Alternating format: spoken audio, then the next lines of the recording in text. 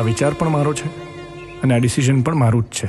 હું તારી સાથે આ રિલેશન આગળ વધારવા માંગતો નથી. It's over. Okay, it's over. કે જ્યારે પ્રેમ થાય ને ઘડીએ ઘડીએ લાસ્ટ સીન પર નજર પડે. મારે આ બધું અનુભવ કરવો છે તારી સાથે. મેં તને વાત કરી હતી ને, આપણી વેડિંગ પ્લાનર આ એ જ છે, Myra. Hi Dev, nice to meet you. You're my ex-lover, I'm your ex too.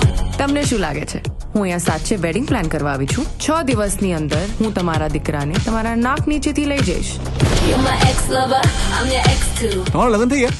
ના, તું જાને. જવા માટે નથી આવ્યો, પ્રેમની વાતો કરવા આવ્યો છું યાર. એક વાત કાન ખોલીને સાંભળી લો. જ્યાં સુધી દેવના લગ્ન ન થાય ત્યાં સુધી આ બંનેને દેવથી દૂર રાખવાના છે. લાઈફમાં ફર્સ્ટ ટાઈમ એવું લાગે છે થોડો લેટ પડી ગયો. મસ્કા મારતા સારી રીતે આવડે છે તને. તમે લોકો જ તો કહો છો, તું નહીં તો તારી બેન, એમ તું નહીં તો તારો ભાઈ. Why should boys have all the fun?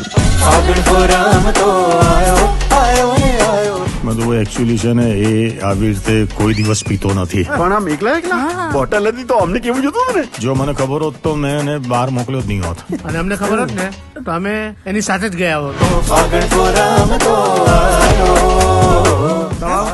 મારું મહેશ ટોટિયા. આપણે ટોટીનું છે, લાંબી ટોટી, મોટી ટોટી, પોલી ટોટી.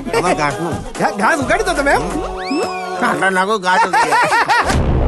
વિઘ્ન છે પણ એનો કોઈ ઉકેલ તો હોય ને.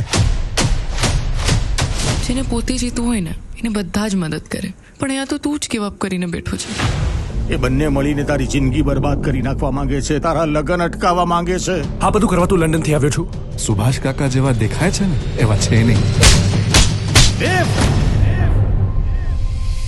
કહ્યું તું તને કે જૂના જખમો નહીં ઉખેડ, પણ નહીં માની મારી વાત. આવ્યા હતા તમે મમ્મી પપ્પાના અંતિમ સંસ્કારમાં? એક પણ વાર જાણવાનો પ્રયત્ન કર્યો કે છોકરો બિચારો કેવી રીતે જીવતો હશે? આપણે આના માટે આપણા પ્રેમને દાવ પર લગાડ્યો? આના માટે આટલું મોટું રિસ્ક લીધું? શું ફાયદો થયો? હેપી વેડિંગ દેવ. હોપફુલી તને તિથિ જોડે લગ્ન પછી પ્રેમ થઈ જશે. આપણે સાથે નહીં રહી શકીએ, એ જ આપણી રિયાલિટી છે. તો જેટલું જલ્દી એક્સેપ્ટ કરીશ it would be better for you. By the way, માણસ આટલો ગભરાયેલો ત્યારે જ હોય જ્યારે કંઈક છુપાવતો હોય. તારે એવું કંઈ કહેવું છે?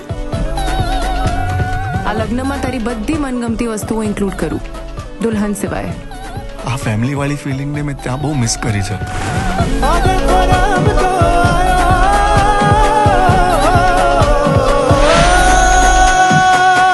તૂટતા તારાને જોઈને આપણે કેટલા ખુશ થઈ જઈએ, પર ક્યારે આપણે એ વિચાર્યું છે કે એક તારો બીજા તારાનો સાથ છોડી રહ્યો છે?